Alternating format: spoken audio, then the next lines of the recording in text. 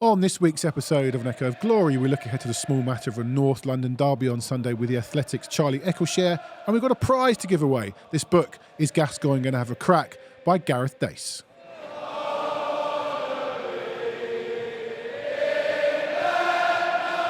Welcome to another episode of An Echo of Glory. Joining me this week, the two Jakes. Jake Robson, hello. Hello. Jake Sanders, hello. Hello. You okay? I'm fine. Marathon, done? Done. Right, we're going to talk about that in a minute. One thing that we need to talk about before we start, a little bit of pod news before we get into the main nitty-gritty of this week's episode. Summer coming up, end of season is near. You're going to get your Spurs fix, your Echo of Glory fix throughout the summer. We're not going to record live episodes every week, but we've recorded some trips down memory lane, some extra content, taking a look back at seasons of this great club. And amongst those, trips down memory lane for the 90s. And we've had an expert, Gareth Dace, on. I don't know if you've seen this on social media. He's written a brilliant book called Is Gascoigne Going to Have a Crack?, which is a look back at Spurs in the 90s. We've had Gareth on to talk about some of those great seasons.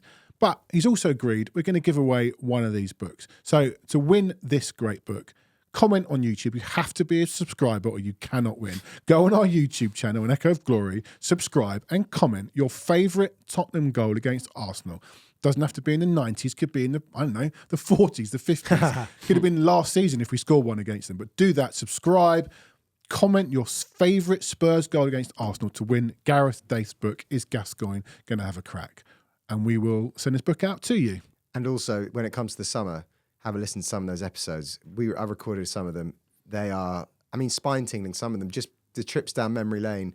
Klinsmann, Gaza, Ginola. It's just, you don't even need to be that old to enjoy it. No, I love doing it. And definitely something to get involved in. And that book is great. Gareth is just an encyclopedia. You'll notice when you listen to the episodes, you give him a score. You give him a date in the 90s. You give Tottenham him a game. played. You give him a game and he knows the date. And he knows the date. 30 years ago. Unbelievable. So our output will be busy. Will it be busier? Will the Echo of Glory summer output be busier than the Spurs transfer output? Probably. No, definitely not. We're going to sign everyone.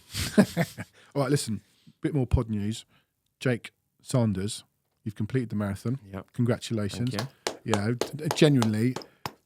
How long did it take you? Which is not that important, but how long? 4 hours 35. Okay.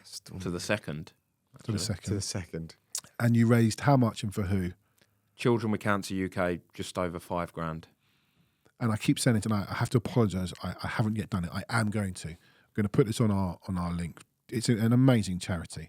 $5,500. And money's still rolling. You can still donate now. Do it. It closes in September, so. Okay, so a lot of time. And it was the hardest thing the last 8 miles were the hardest thing I've ever done. And that includes being a Spurs fan for 27 years. So those 8 miles They were were harder worse than those trips to Newcastle and those semi-final defeats. How long, what was the furthest you'd run? Until 18 miles. Right. Is that common that people don't? Yeah. You're meant to do up to about 20-ish, but I just did 18. I had enough by 18. So then you get to you get to the last 6 and you're just like, this is brutal. This is brutal. Yeah. Crowds get you through, yeah. Do you have drinks on the way around? Yeah, I drank loads and loads of water, Powerade, sweets, jelly babies. Mad. At least it wasn't too hot, but my goodness. No, it was good. I'm glad it's. And that's it. Next year, you signed up? No. A lot of people get the bug. I want to go do. Was it New York, Chicago, Boston? Yeah. No, Paris. One and done. Oh, okay, I can do any. So fair play to you. Hello, sorry, producer has just come in. It's giving me the mouse for the screen here, which I need. And it fell on a weekend where Spurs didn't play, which I knew when I signed up to the marathon that there was a very good chance we weren't going to play because it was FA Cup semi-final weekend and we were meant to be playing Man City. So law of averages. City of I think 6 years in a row or 7 years in a row. You didn't expect us to get to the FA Cup I did semi-final. not. And I expected City, so yeah, when you were right. Out well. Congratulations. So he's been doing a marathon. You've had a bit of a marathon today, though, in yourself, Jake Robson. I have. Let's not go into it. No? Well, we can. Come on. I've put in the miles, shall we say? Went up to Yorkshire last night, did a little TV thing there this morning, came back, And here I am. And Echo of Glory. Straight to the studio. An Echo of Glory waits for no man or woman. Well, we did wait. Well, you did. But For you. An Echo of Glory you didn't record on Wednesday. An Echo of Glory it waits for you, but only on the day. Only on the day. That's fine. Lovely. All right. We've done that. Pod news. Like I say, get in the YouTube, subscribe, give us your best Spurs Arsenal goal for Spurs against Arsenal, and you can win this great book. Hopefully it's on Sunday. Oh, that'd be good. Yeah, there's no closing time. So, yeah, let's wait maybe. All right. Club news. We'll get into that. Under 21s drew 2-2 with Man United. They were 1-up through Lancashire, 2-1 down. Donnelly equalised, a couple of good goals. Jamie Donnelly's especially. They've qualified for the elimination playoffs. Got 2 games remaining and a cup semi-final against Forest. I assume it's first place, fourth in this, right? Oh, There must be an advantage from winning it. it's a long list of playoffs. So there's a round of 16, I think. So they might play God. 8th. So they finished top and there's no real benefit. So I say they play 8th. They could play, I don't know who they play. Oh, there's a benefit. You'll get seeded at home to someone not very good. And they could play Fulham in the final of that cup. The 18s drew 1-1 at Palace, who had 10 men for quite a long time. And they're 5th in the table. They don't have a playoff system, I don't think, like the 21. So Chelsea will win that and play off against Man United from the North group. The women also had a 2-2 draw against Man United in a dress rehearsal for the cup final in a few weeks' time. 1-0 down, led 2-1. Beth England scoring a rare goal for her at the moment. Jessica Naz. I caught the last 20 minutes of that game. Really soft goal from a corner. Scruffy, wasn't it? Really scruffy. Spurs were claiming a foul, but it wasn't. Good. That's a good result. They've had some good results. Yeah, they've still not beaten United, but they lost heavily against them earlier in the season. So to draw 2-2. They're saving it for Wembley. You often get these things, don't you? I was thinking about this, where the magic of the FA Cup, like it might just turn up. You've never beaten them and suddenly you beat them in the Cup. But United are a good side. Unfortunately, Martha Thomas got injured again, which She can't play. Martha Thomas can. She's ex-United. Grace Clinton can't. Oh, yes, fine. Can't play in the Yes, final. sorry. While we're on the women, how good was Jen Scalacci last week? If you haven't listened to that, get on the YouTube. Have a watch. She was fantastic. What a guest. Yeah, brilliant. Darren Lewis was all right as well. Yeah, but Jen Spurs. Jen Scalacci, footballing royalty. Great name, Fantastic. Scalacci as well. Fantastic. Go and have a listen to that or have a watch. Remember that She's brilliant. Toto Scalacci? No, You're too young. You don't remember Toto Scalacci? I remember Arsenal Sebastian. Sebastian. Scalacci, Toto 1990 World Cup. Oh my God, I'm old. Sorry, you're the odd one out. What's that? You plodding out the room with your tail between your legs. Right, a weekend without Spurs. I mean, I say low stress. You've just run a marathon, so you're probably stressed. But Now he's super chilled. Different sign, kind of. yeah, stress levels lower. Jake Sanders. I looked at Jake Robson. That's a good one. Jake Robson. Stress levels With Spurs this not playing? weekend. Yeah, why not? But then we'll get double this weekend, so it'll make up for it. Treble. Were you stressed about Arsenal, Villa, or did you just let it all just I breezy? think no, Villa. Yeah, I mean, I didn't. I expected Arsenal to win away they at were Wolves. both gonna win. Yeah. Oh, Villa as well. Well, when Villa went, Yeah. you know, I was thinking, here we go. When they went 1-0 down. Yeah, but no, Alas. alas. Our top four's looking... It's in our hands. We'll be 2 games behind, 6 points. Those 2 games in hand. Chelsea away, Man City at home. And a City game that we actually might want to lose. Where are you on that? If we get to that game and we win and we go 4th, or maybe even concrete 4th, can't be caught. Or if we lose, Arsenal don't win the title. There's no scenario that I'd want us to not lose. No interest in winning that game. Unless City have already won the league, no interest. Even if a win gets us 4th. No interest. It's amazing because... But why? What's the benefit of being 4th if Arsenal win the league? Because what you're going to have is it benefits the club, and I don't think that's undeniable. Arsenal winning the league will be really annoying, but surely you've got to think about the club first. I get it, by the way. I get the thought, and I don't know where I am. So let's say Arsenal and City both win all their games, right? Which is very likely, really. Good chance. They both win. We're middle of May, 4 days from the end of the season. They've both got a easy home game Arsenal towards the end of the season. Everton at home. Arsenal got Everton at home. I think City got West Ham at home. City are 1 point behind Arsenal or 2 points behind Arsenal ever. One. They have to win. They've got a worse goal difference. They have to win. And if we draw or win, we hand Arsenal the top. You telling me you genuinely will be celebrating Tottenham goals that day? That is basically celebrating Arsenal winning the league.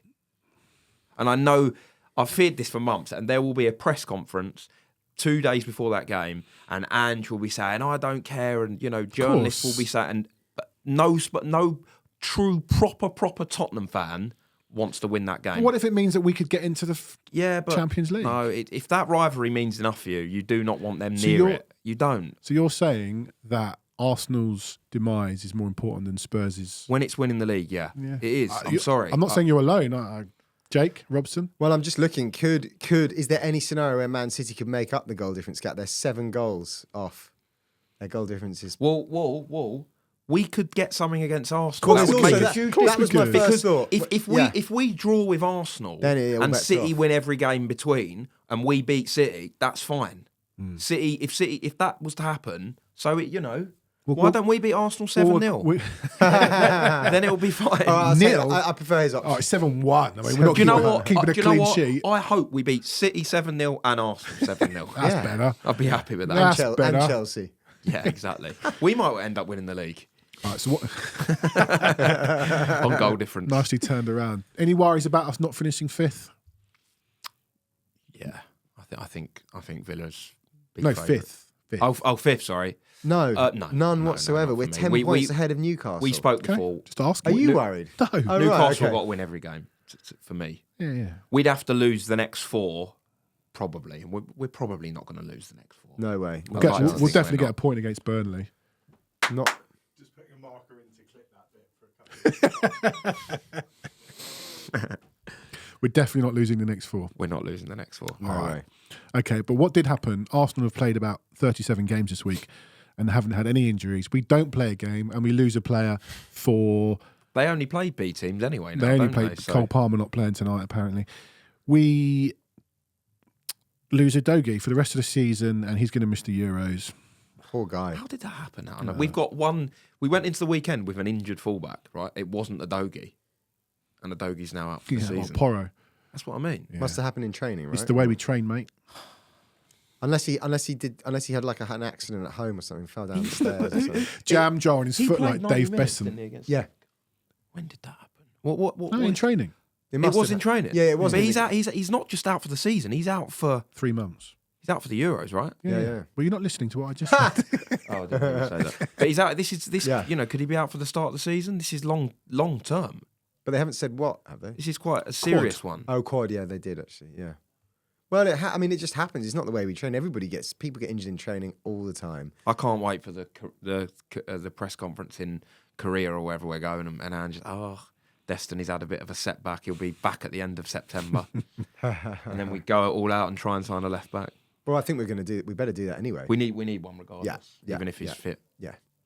Because whatever happens, we're going to be in Europe one way or another next season. We need 2. This is what I've feared for ages. How many times have I said to you, we need fullbacks. We cannot have any injury to a fullback. I know this is a bit of a freak going into Arsenal without them both, but we cannot Porro have might this. Play. Maybe, but regardless, we cannot have a potential 2 free. You saw it a few weeks ago and we had no Porro and Udogie. I remember, was it that Wolves at home game? We cannot have that. We're going to be in Europe next year.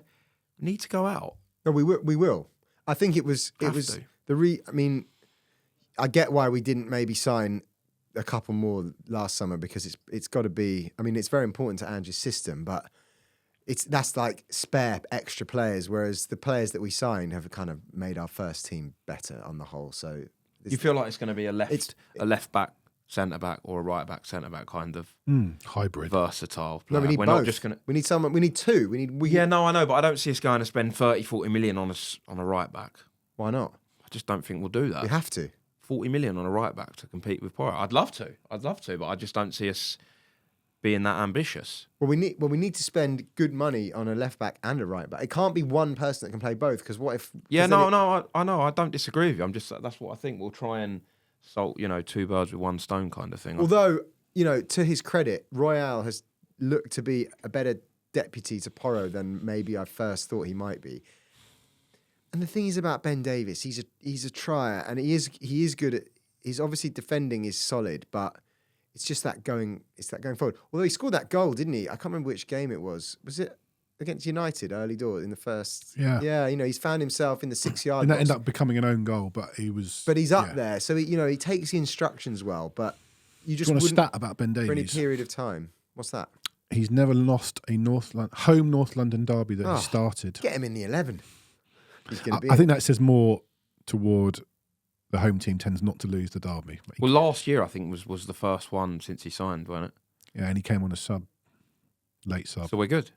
We'll shake hands. Take the win now. Take the win. or the non-defeat. To be honest, I hope that someone like Royale or Davis, you'd almost. I know this sounds a bit strange, but maybe could be a bit better in a big game. But be a bit, a bit deeper, more defending to do. Be a bit more cautious. Hopefully that suits them a little bit. We'll come to the nitty-gritty of the game itself, but we'll talk get someone on to talk some sense. Do you remember when this wonderful pod of ours got nominated for an award? Remember that? I do. We didn't win, but we got nominated. A View from the Lane won. Really, it's a great pod. And Charlie Eccleshare is from The Athletic, from A View from the Lane. One of the best journos out there, and he's going to join us. Should we do it? Let's do it. Let's do it.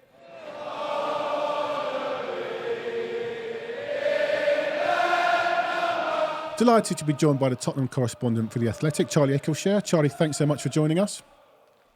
Thanks for having me. So I'm going to go straight in. We're sort of 8-9 months into Ange's tenure. I've got a few concerns, which I'm sure we'll come to. But how have you seen it? You've been involved right from the start. I think it's been really positive. I know that we're at a point now where, that some fans do have concerns with sometimes how open the team look, etc., etc. But broadly, I think it's been really good. Both results and performances. I think, when Kane went just before the start of last season, I think for most people, 5th, pushing for 4th would have felt like a pretty good outcome from the season, and to be doing it in a way that's felt quite exciting, quite energizing, quite entertaining in the most part. I think overall it's been very positive. I know one of the key things is he's not Antonio Conte, and when Conte left, it was very important to get not only the fans on side, but the players on side, and that's something that Ange has definitely done. And we've had 2 ex-Ange players on this show, James Holland, who played for him with Australia, and Thomas Broich, who played with him over in Australia. And I don't think we could have conducted those interviews if I'd said you can't use the word integrity, because they all go on about Ange's integrity and what he's like as a man, and that is absolutely key. And both of them also said he's got plan A, and they spun that as a positive. My concern is he doesn't have plan A and a half. And people have said, just chill, it's his first season, it will come. Do you respect that concern, and do you think that's correct? It will change? Because I just see at the moment the defeats at Newcastle, Fulham, nothing changed in those games. Is he learning enough about the Premier League? I know, having spoken to those players and many other of his former players, that is absolutely the sense you get. Yet that he's not going to compromise. He's very clear on what he wants. And most players, most coaches I've spoken to as well that work with him, they really like that, because it is very clear. There's not a kind of, right, we're just going to throw that out the window and play a different formation. Obviously, the downside of that is when you see that it's not working, you think, could he adapt a bit more? I'm really curious by this, because on one hand, I think you can be really, really successful, as Ange has been everywhere he's been, by just being very dedicated to a certain way of playing and uncompromising. You could argue Jurgen Klopp, to a certain extent, has done that, even in the Premier League with Liverpool. One I think is really interesting is like Guardiola, because he has adapted quite a bit. It feels incredible. If you'd been told a couple of years ago Guardiola was all about inverted fullbacks, his fullbacks were guys like Cancelo, Zinchenko, then here we are and he's playing with 4 centre-backs. So he's actually evolved quite a lot. You think back to someone like Sir Alex Ferguson, he would constantly tweak his tactics and way of playing. So, even the best managers do generally evolve and adapt. But there are some who are very successful doing it kind of the Ange way, including Ange himself. Everywhere he's been, he's won things. So I'm just really curious to see how it plays out. Does there come a point, and the extent to which also he would really kind of bristle at this, but that, there's clearly a difference between being Celtic, who are the best team. I think you can you can. It's easier to do that when you are kind of with one of the two best teams. Spurs, certainly when he took them over, are not. But yeah, I'm just really curious to see it because it's worked for him everywhere. Is it going to work again?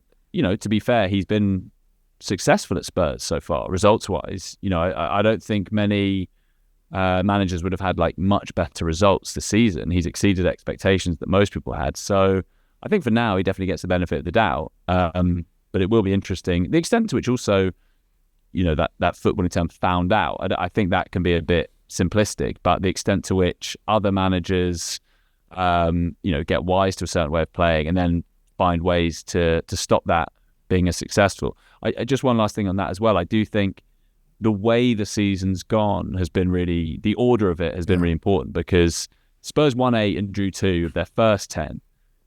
If Spurs were currently on that run but had the same number of points, I think everyone would be saying, "Wow, we're almost getting top 4. Like we didn't think that was possible." And here we are. We're 6 points off top 4 with 2 games in hand. This is amazing. I thought we were going to come 7th or 8th.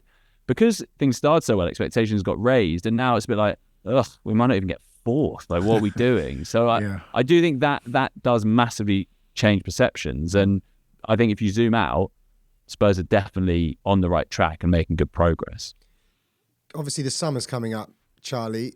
Tottenham backed Ange certainly last summer, obviously gave him some players that he wanted. We saw, Mickey van de Ven, Vicario look like they've played in the Premier League for years after about 5 games.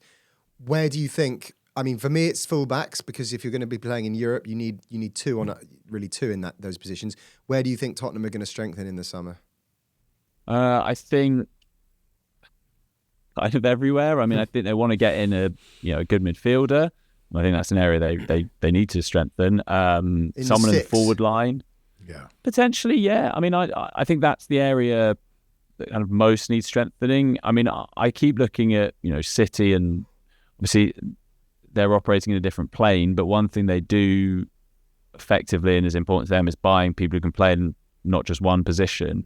And so I think for defensively, I want to see someone, I think what Spurs need is someone who can come in and play 2, maybe even 3 positions, someone who can play, who, on the left side, say, could be a cover for both Van de Ven and Udogie, someone in that kind of Nathan Ake mould, or maybe on the other side, you get someone in who can play right back, right centre back, or who can play as both a right back and a left back.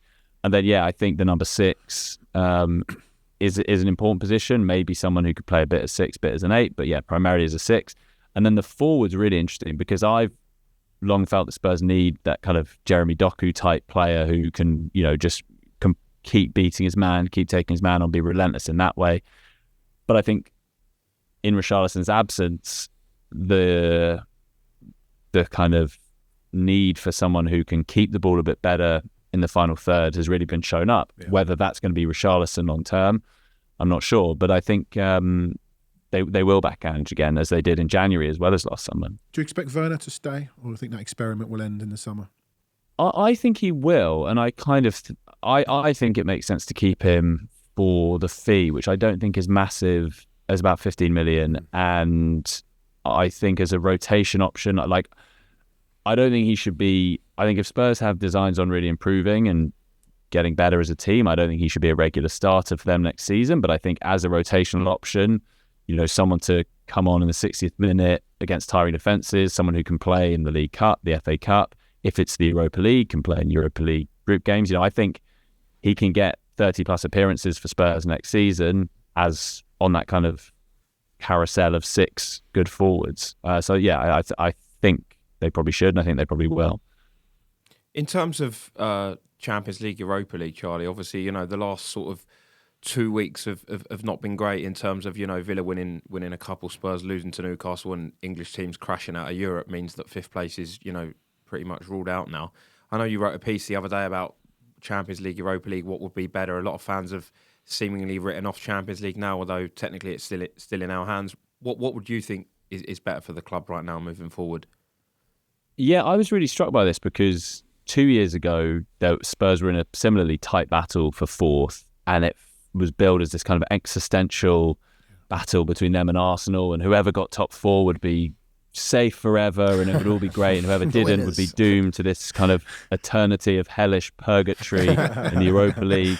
Genuinely, the way it was talked about was kind of insane looking back, and obviously we know how things worked out. And I think for a lot of fans, that Champions League campaign last season was just really joyless and just a bit pointless. What are we even doing here? So it was really striking to me that now a lot, like the majority of fans I spoke to for this piece, were saying they'd rather the Europa League.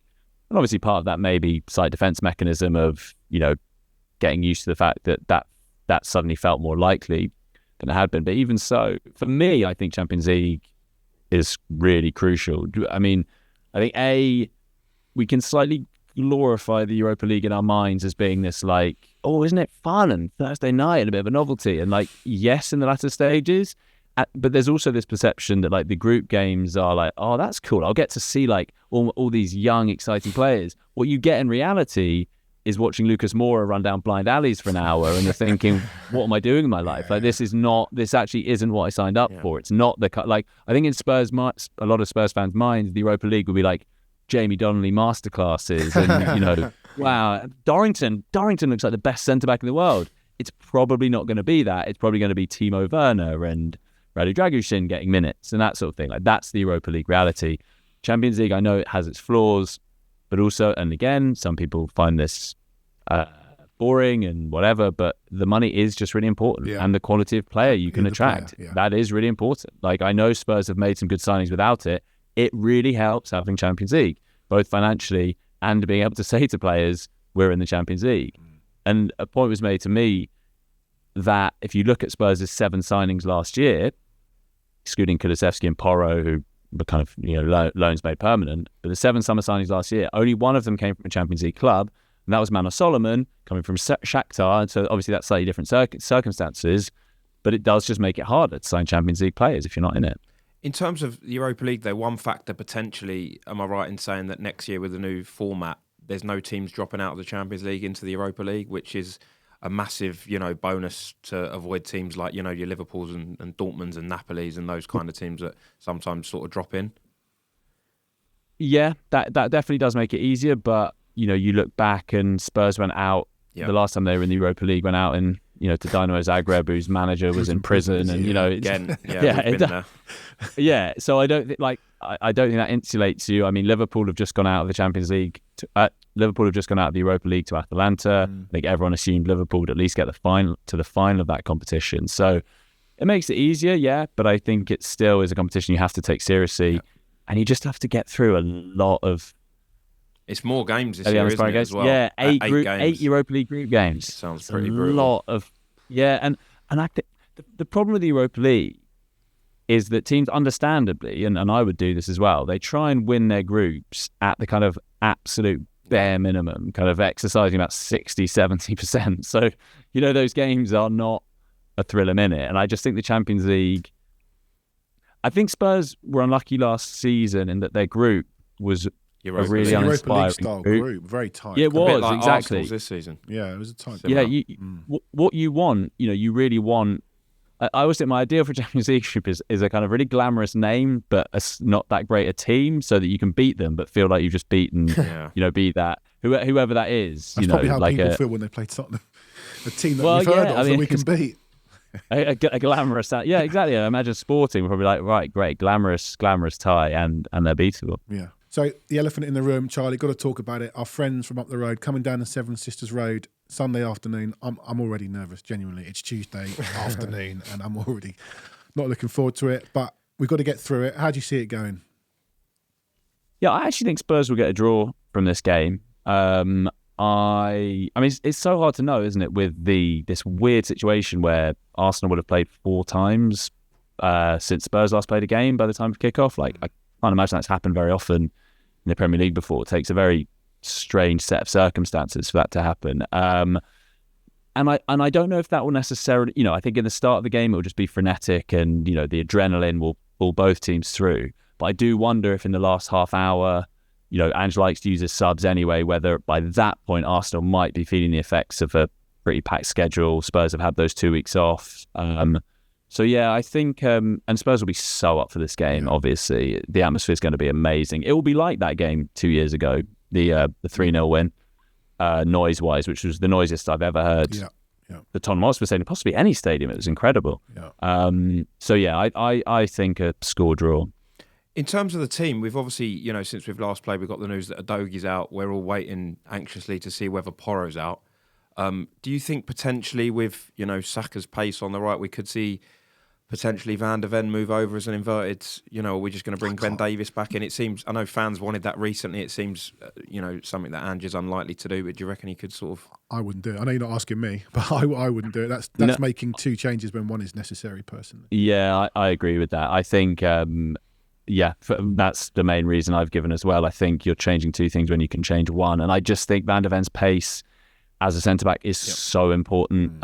Just keep him where he is. He's absolutely key to how Spurs play, and then you've got to trust that Davis or Royale or whoever it is can do a decent job. I mean, they're both very good defenders, Davis and Royale. They're better one-on-one defenders than Udogi is. Obviously, Udogi offers a huge amount going the other way, but I think if you're thinking about containing Saka, the reality is though that as much as I know a lot of fans that I've heard from the last couple of days since the Udogi injury have said, but I just can't see that happening. I think he'll just play in a very similar way, and then it's up to a Davis and Royale to kind of do the best they can. Yeah, I mean, there's a stat going around that Davies has never lost a home North London derby that he started, but that's obviously kind of tied in with the fact that the home team tends to win this game, or certainly not lose it. Charlie, listen, it's been great to have you on. I can't let you go without getting a score prediction. You said score draw. Is that where you're standing? Yeah, I'll go 2-2. Kind of up and down. Crazy game that, somehow ends up as a draw. Fine. I think we'll probably take that. Charlie, listen, really, really great to talk to you. Thanks so much for joining us. Thank you. Thanks for having me. Cheers.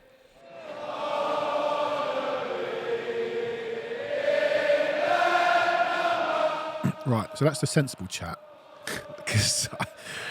Interesting couple of bits, though, he said about signings.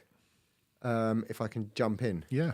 He suggested maybe we'll sign someone, he said a Nathan Ake type. And I'm thinking, that sounds good, but there aren't many of them about, are there? That's what I was saying, the versatile...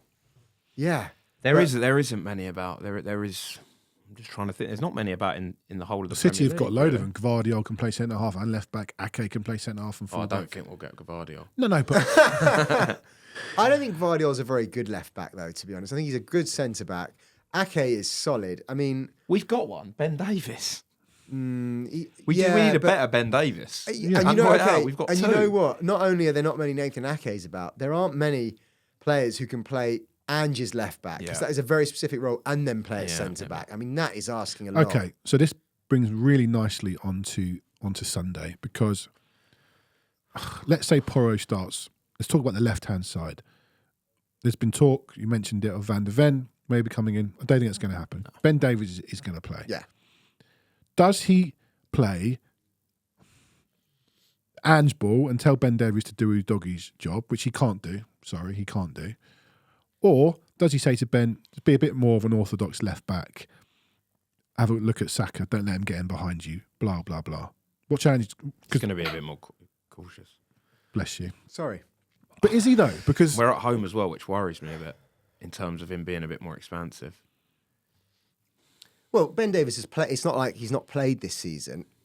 And I've said it before, he takes the instruction really well, and he is a trier. There's not many games over the years, and that's probably why he's still at the club, where he's really been turned over.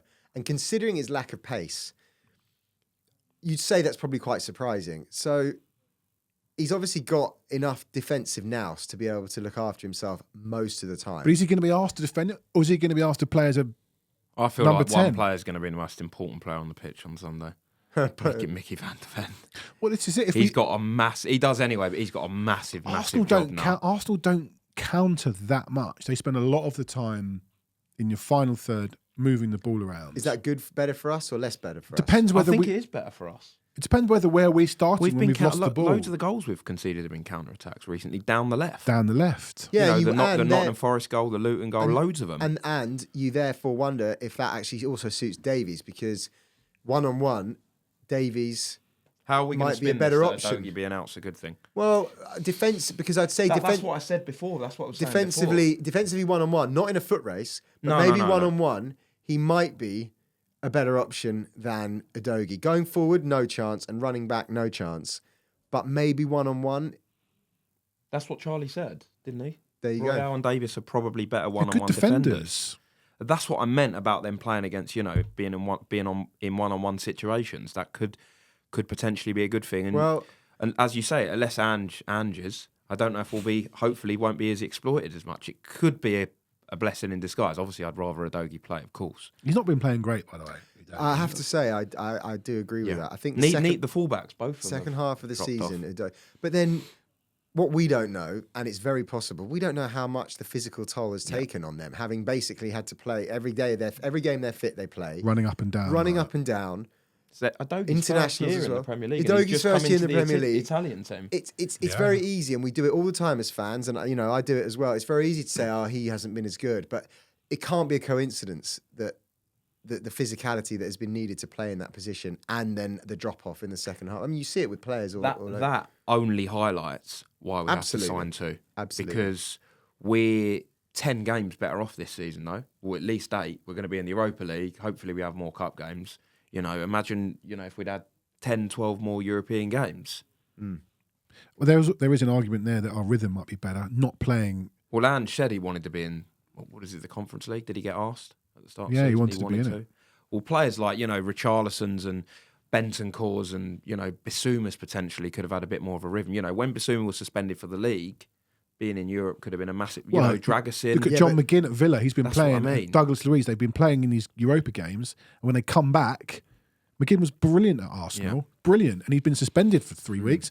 But he'd been playing in the Europa League. Yeah. I think it will benefit us having that kind of. But you those look at a extra team like games. Villa, they've got two very, very good options at left back. Yeah. And they've got And they rotate a little bit. Matt Cash plays on the right, and if he Oh, doesn't, don't swear on this pod. well, Him and Konza. yeah, they've got and great Konza's been fullbacks. playing so they've basically got 4 very good Villa got a good squad. fullbacks, and that is what you need. We had it. I've said this before. When we had our Champions League heyday under Poch, it was a mix of Walker and Trippier. And then Rose and Davies on the left, and they would swap. They never played if we had a midweek game and a Saturday game, they very rarely both. I totally played. agree with you, and it's a great point on Villa. But what I will say about Villa is that Konsa can't play with his feet nowhere near as well as Matty Cash does. And Yeah, but they make do, don't yeah, they?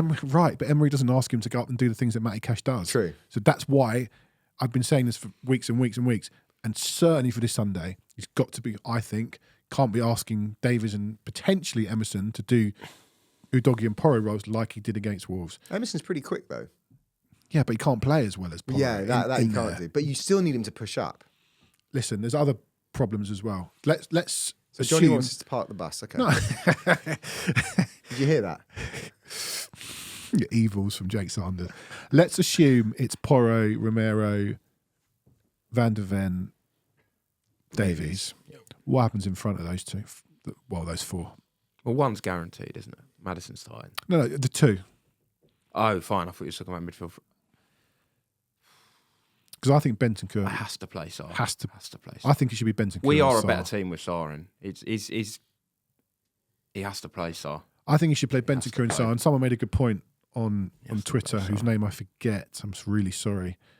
Kulusevski and Bentancur should play. Almost like the experience. They were brilliant in the North London derby. Yeah. They played 2 years ago in that game. Oh, yeah. Bentancur was exceptional. Yeah. Kulusevski definitely did. In that 3-0, yeah. Bentancur did. I know Kulusevski's not played well. I would rather have him starting than Johnson, even though there's a lack of pace. And I know Kulusevski's not been playing well. I just feel that little bit of nous in a game like this. That is where we can hurt them. I assume Tom Yasu will play at left back. Well, they're saying Injured. Timber's been training. again. Timber played for the under-21s last night. They won't throw him for a North London. I derby. suspect I'd not. be astounded. Because their left-hand Kiwior side and is the Zinchenko weakest. is really So then where maybe you can do hurt play them. Johnson then.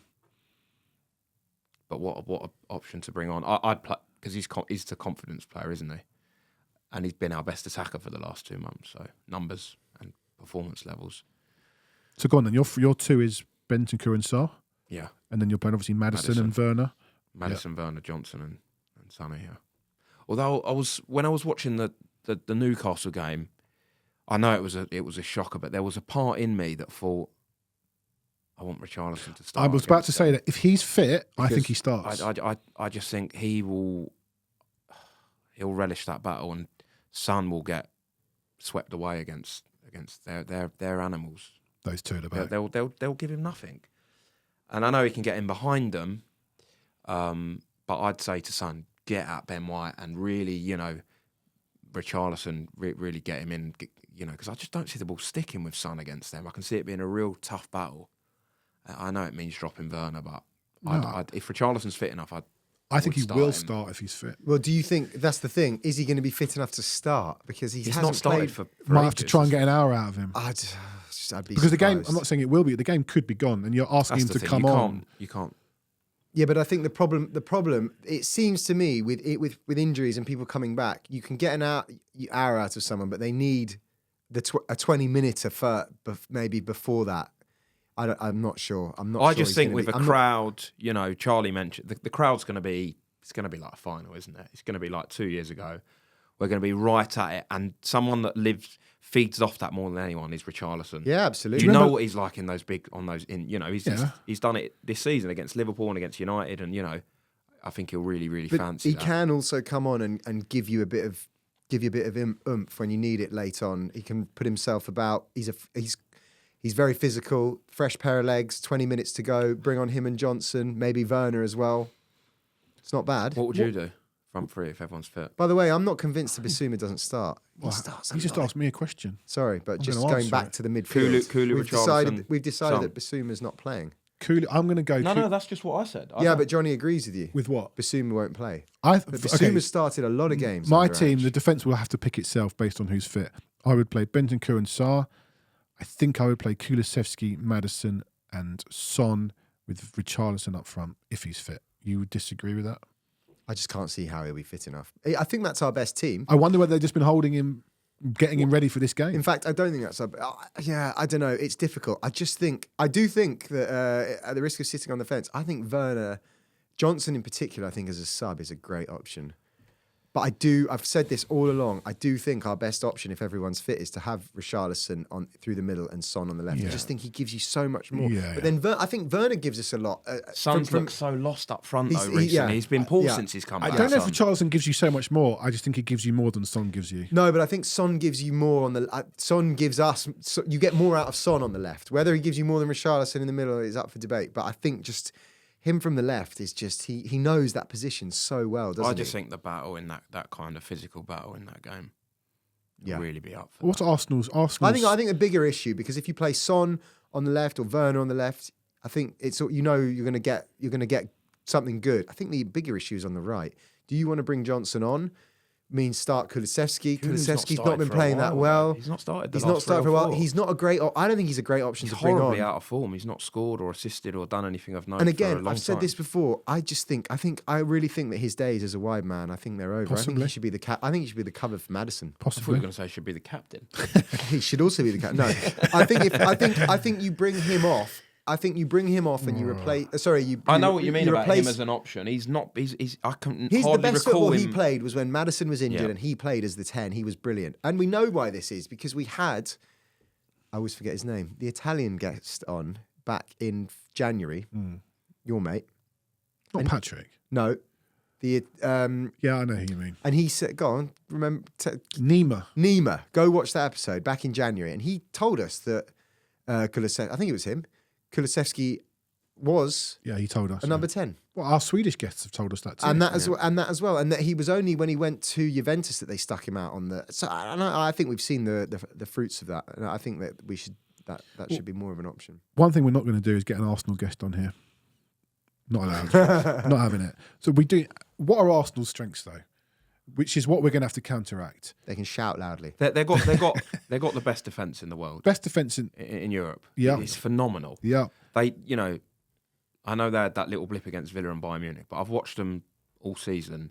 They are so hard. They give you nothing. They don't just not concede goals. They don't give chances. You check their XG from this year. Their XG is about 7 this year. This This whole year. In about 15 games. They don't give away chances. We have to be... If we get chances, we have to take them. Clinical. And they're the best, the set pieces. Set pieces, and Odegaard's been fantastic. And I think Benton Curry's best placed to deal with him, personally. Do you reckon are they almost as good as our defence in, was it 16-17? Oh yeah, their defences. This is That was one when of the we best had the best defence in the league that defences season. that I can remember for years.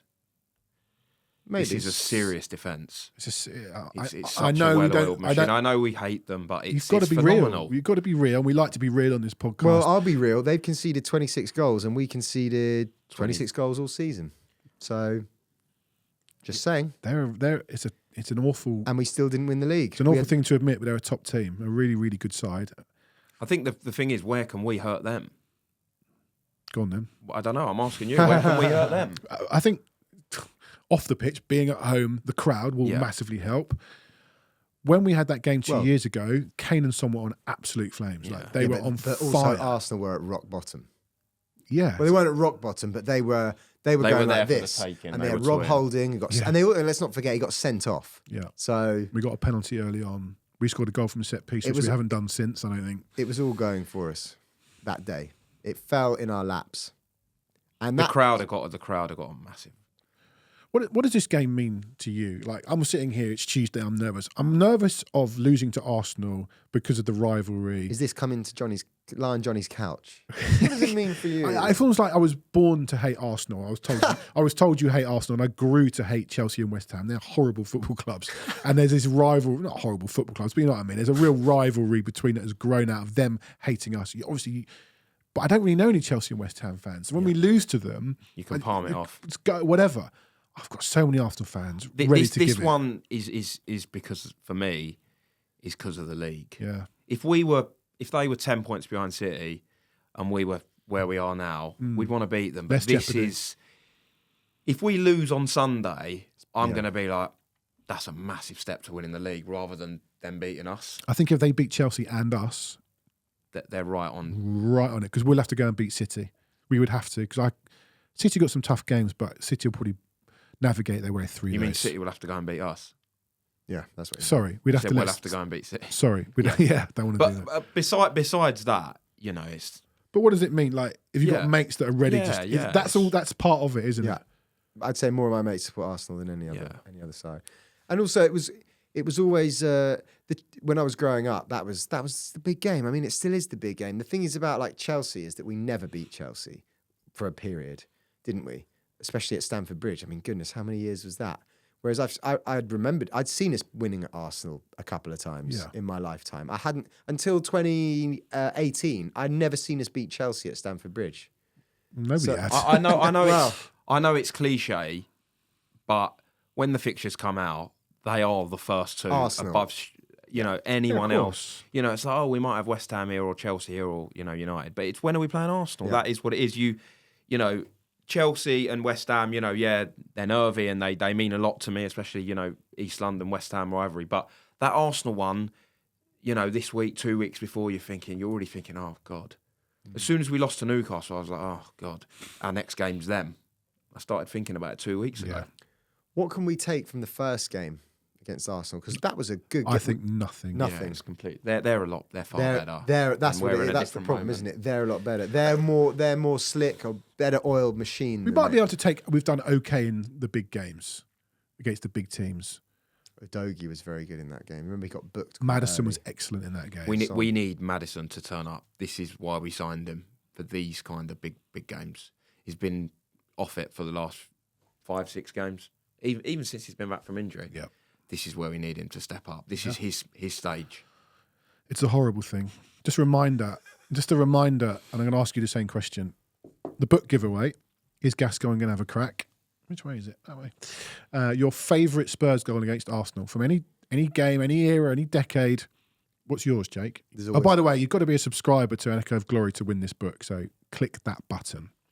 Your favourite Spurs goal against Arsenal? It's only ever one. It's the Kane one. I thought you were going to say Gaza, but you weren't born. Wasn't born. Is he going to have a crack? But that Kane one is so... But I was there. I know, That's and the then other thing. we didn't go on and win it. In my head, I'm like, what a goal. Rips What a off the goal. mask. And then they had 10 men. Yeah, they had Yeah. 10 men. We But didn't call Connolly but you got score sent that goal against any, don't care how many men. The way he cut inside, I can't remember who it was. Mertesacker, Yeah, I think. Jake Sanders. and just whips it. And you're thinking that when he hits it, you don't think that's going in, and it just. I think Makes Danny it look- Rose is probably my Oh, favourite what goal. a shout. Or Dele Alli at the Emirates in the Yeah, Cup. cup game though. Danny Rose. Danny Rose. It was know, the I didn't Carabao think as well, that. wasn't it? Yeah. In fact, do you know what was Rose. one of my favourite Tottenham moments against Arsenal? I think it was AVB. We scored 2 in 2 minutes at home. Bow scored one, and then Parker put one through to Lennon, and he rounded maybe Almunia. The lane was absolutely rocking. We scored 2 in 2-3 minutes. I don't Yeah, know if you remember remember. that, yeah. Lennon against Arsenal. That was one of my favourite. Away. At home, That one. that one. But Danny Rose is probably my favourite, I'd have to say. I agree. The Bentley one was a good one, wasn't it? Yeah. Do I need to try and find another? You've said said Kane. Kane. You've said Danny Rose. I always forget the year. Was it? 16? I think it would be Danny Rose. Carl Walker scored one. Yes. I was sat in the it was a baking hot day, and I was sat in the East Stand, which I didn't want to itch. Yeah, it was early in the season, wasn't it? It was September, October. And he got the ball, and I shouted, "Don't shoot!" I've done that loads. Yeah, of and he times. pings it in.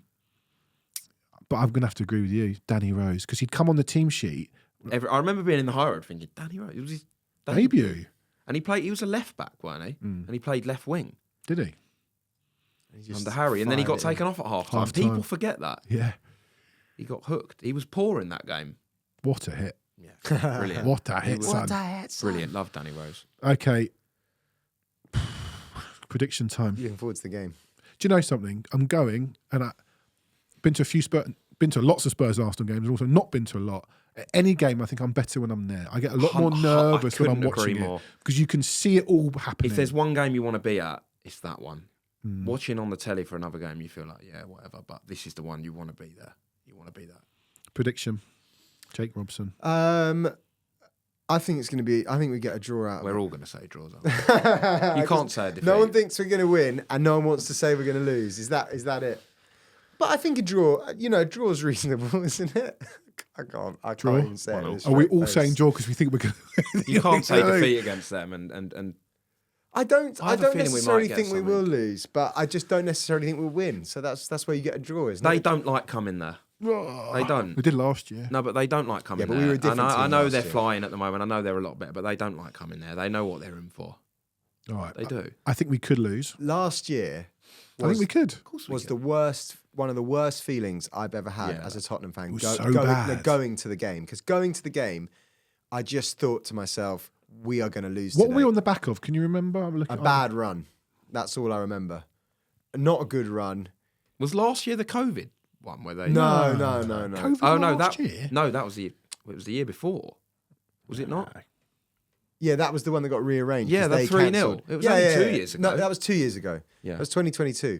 Last year, we were on a poor run. Yes, we'd just beaten Portsmouth in the FA Cup.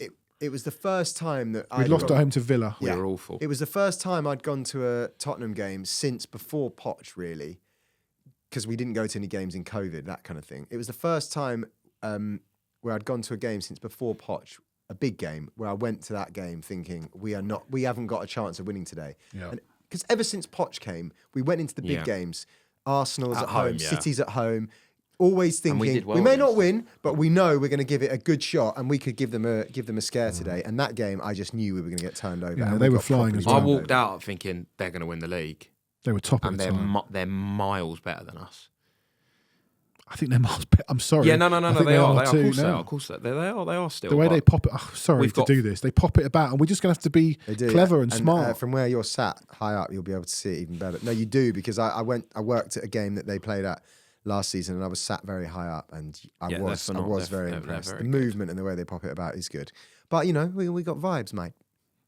Can he play left back? All We've right. got to be up for the battle, big time. Draw could lose. Draw could lose. Draw could lose. Oh, we're going to win 2-1. I can't wait to go to the stadium. I haven't been for a few weeks, and looking forward to it. I just like going to the stadium. It's just nice. I'm nice going, place, which is isn't not it? good. Oh, you're What? a bad I'm omen, going, yeah. What? I know. Johnny. If you go to the loo every 10 minutes, you'll probably score. I'm genuinely already nervous. It's Tuesday. Oh, If Arsenal don't win tonight, will you be a bit less nervous? Yeah, good shout. Come on, Chelsea. But they're not playing Chelsea because Cole They're playing Palmer's not Chelsea playing. B. They have got so lucky with that. Chelsea beats like La all Liga. season. I know we lost to Newcastle reserves. If but they beat Chelsea, though, the pressure's higher on them, right? So the pressure is all on them. Yeah. We go into it, it's a bit of a free hit, mate. Do you know what I mean? No, it's not. No, Oh, but stop it. it's not a free hit, but I'm saying... North London derbies are not free. Yeah, hits. but no, in terms of there's less pressure on us in this game. If 60,000 people are going to be going there expecting us to get a result. 59,999. expecting us to, what do you call a result? A draw? Is that a result? Expecting us to Yeah, but that's not. Is that a huge expectation to think that we could get a draw against Arsenal? At home? No, it's No, not of a huge course not. expectation. We can beat them. So my point is, there's not a lot of expect- pressure on that result. Not expecting, but like you can't describe it as a free hit. I'm not saying. I'm saying the pressure is all on them. Of course I don't it is. think Of the course it pressure is. is They're on clear us. favourites. I checked the odds. They're big favourites. No, but not just favourites for the match. The whole point of the Premier League, winning the Premier League, Yeah, that's no, where the pressure comes from. And they have to come to have us to win. Yeah, We will be content with a draw. and that's a lot. That's what I'm it'll be a saying. good result in our pursuit of top four, and it will be them dropping points. They have to win. A draw's not a good That's what result. I'm saying. for them. And that could not only they hopefully- have to win at Tottenham Yeah. in front of 60,000 people. That's a lot of pressure. And Yeah, maybe, no, I agree. maybe they won't be up to it. Would you rather go? Here we go. Would you rather go or switch off and like fall asleep for 3 hours, get up and just check the score? Oh, No, 100%. I'm looking forward to going. I wish I could do that for every game. No way. I'm looking forward to going. Talk to me again at 1 minute past 2.